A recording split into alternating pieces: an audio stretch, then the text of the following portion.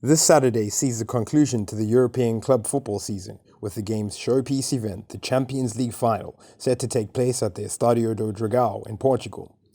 The match between Chelsea and Manchester City sees two of the game's brightest tactical minds in Thomas Tuchel and Pep Guardiola go head-to-head in only the third All-English European Cup final in history, after Manchester United's victory over Chelsea back in 2008 and Liverpool's triumph over Tottenham in 2019.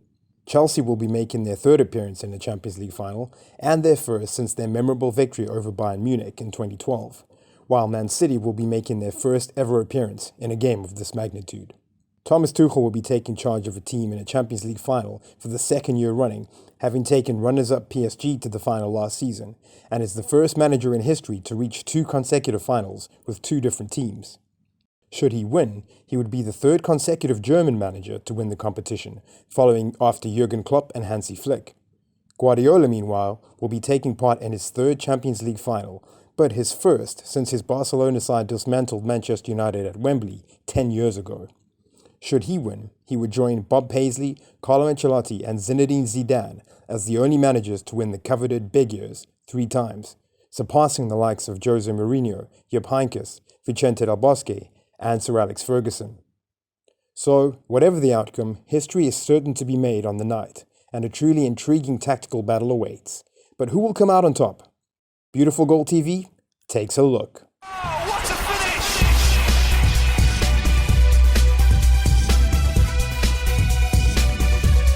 Beautiful goal! First, let's take a brief look at how both sides reached the final. Chelsea finished top of Group E, ahead of Sevilla, Krasnodar and Stade Rennes, under then-manager Frank Lampard.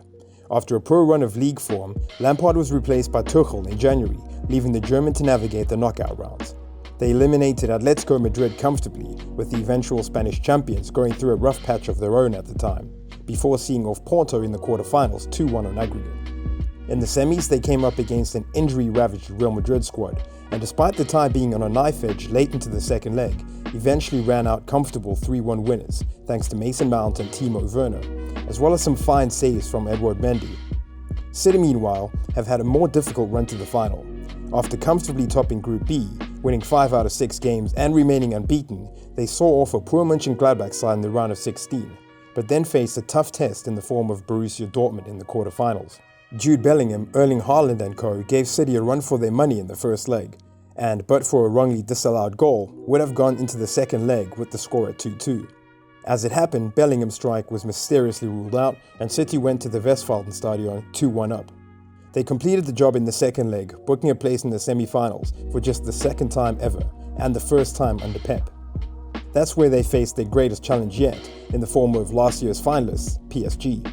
The Parisians had already accounted for Barcelona and champions Bayern Munich en route to the semis, with Kylian Mbappe, Neymar and Angel Di Maria in menacing form. City, however, were not to be overawed and came away from the Parc des Princes with a 2-1 lead, although there was an element of fortune to both of their goals. With Mbappe out of the second leg through injury, a Riyad Mahrez-inspired City ran out comfortable 2-0 winners on the night and progressed 4-1 on aggregate. Okay, with that out the way, let's look at the form of both teams going into the final. Man City are in imperious form, having beaten Everton 5-0 on the final day of the Premier League season, with Guardiola surprisingly fielding a full-strength team. The citizens have won 4 of their last 6 games, with their only losses coming away against Brighton and, more pertinently, at home against Chelsea. Although it is worth noting, Guardiola fielded an understrength team in that game, and City had already clinched the title. Still, that coupled with Chelsea's triumph when the two met in the FA Cup semi-finals in April, could provide a much-needed psychological boost for Tuchel's men, as their recent form is patchy at best. They have won just 3 of their last 6 games, losing the remaining 3 against Arsenal, Aston Villa, and, most notably, Leicester City in the FA Cup final, in a game where Chelsea looked well below their best and strangely subdued by the occasion, which doesn't bode well for the Champions League final, which is obviously a much bigger game. However, despite their faltering end to the season, the Blues did manage to sneak into the Champions League places, courtesy of London rivals Tottenham's final day victory over Leicester, meaning at least they won't have the added pressure of needing to win the final to ensure participation in next season's competition. Now, let's take a look at the key tactical battles which could decide the game. Chelsea are likely to line up in their usual 3-4-3 formation, with Azpilicueta, Thiago Silva and Rudiger at the back, Reece James and Ben Chilwell in the wing-back positions, with the consummate Jorginho and the effervescent Kante in the centre of midfield. Mason Mount, who's almost certain to start on the left, with either Kai Havertz or Timo Werner likely to start up front, and Hakim Ziyech on the right wing. It is also possible Tuchel will opt to play Mount in a deeper midfield role and go with the pace of Werner and Christian Pulisic up front in a 3-5-2 shape as he did in the first leg against Real Madrid. But this seems unlikely given that it didn't really work that well. Since taking charge, Tuchel has not really changed the shape of the team, regardless of changes in personnel.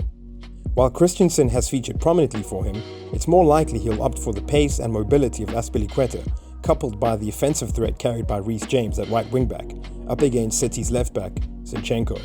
City, meanwhile, could line up in several different tactical shapes, as while Pep has favoured the 4-3-3 with Rodri as the single pivot this season, we have seen him play a 4-2-3-1 with a double pivot of Rodri and Fernandinho in the FA Cup semi-final, for example, a 4-4-2 in the second leg against PSG, and he even experimented with a 3-1-4-2 in the aforementioned Premier League defeat to Chelsea, although it is highly improbable we will see this system in the final.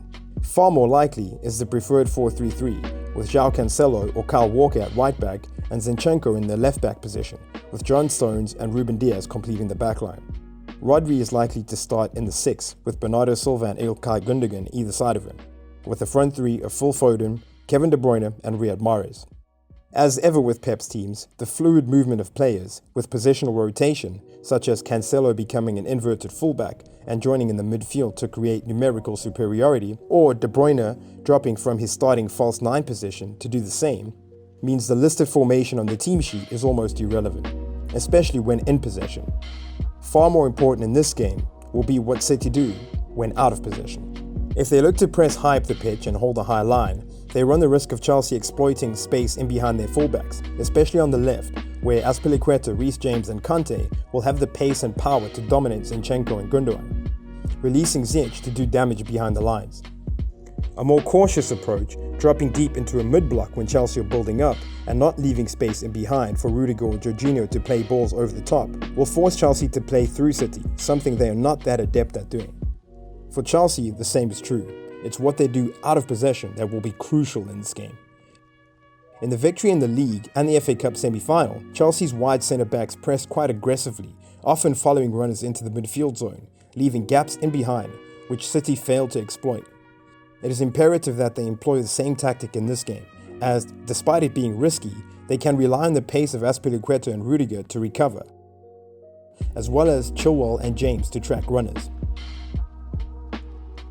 As City's wide men, while incredibly skillful, do not possess blinding pace. Should they sit off and drop into a mid-block, City will create an endless loop of numerical superiority in the midfield zone, leaving Kante and Jorginho to chase shadows, as Manchester United's midfield did back in 2011. City will use this to dominate possession and wear Chelsea down, likely creating enough big chances to win the game. Therefore, it is crucial for Chelsea to press high and with intensity to disrupt the rhythm of Man City's play, with frequent tackles, dispossessions, and if need be, fouls. The key player for Chelsea rather obviously will be N'Golo, the gift, Kante, who can provide said midfield disruption with his tireless pressing and tackling, but can also aid in the attack with well-timed third-man runs and balls to release James or Ziyech on the wing. For Man City, the key play will be Kevin De Bruyne. If he plays to his maximum potential in this game, Chelsea realistically have very little chance of winning, as he will be able to provide the likes of Mahrez and Foden with service of a truly world-class nature. For City to win, Foden and Mahrez will have to be at their best too, but De Bruyne holds the key. So, what's our final prediction? It's something of a cliche, but given the fact that Chelsea have only scored more than 2 goals once since Tuchel took charge, the first goal in this game will be absolutely crucial. If Chelsea get it, City will be forced to press high, leave space behind and be vulnerable on the break. Should City score first, they'll be able to take the sting out of the game and pass Chelsea off the park. Given both managers' records in finals, with Tuchel winning just 3 out of the 7 finals in which he's competed compared to Guardiola winning 13 out of 14, as well as the talent on both sides, it's difficult to see anything other than a Man City win and a maiden European Cup for the now not so noisy neighbours. Final prediction, Man City to win 3-1. But what do you think? What key tactical battles did we miss? Who do you think will come out on top? Let us know in the comments below. If you enjoyed this video, please hit the like button, and if you're new to the channel, hit that subscribe button for more beautiful Goal TV content in the future. As always, thanks for watching, much love, take it easy, and keep enjoying the beautiful game.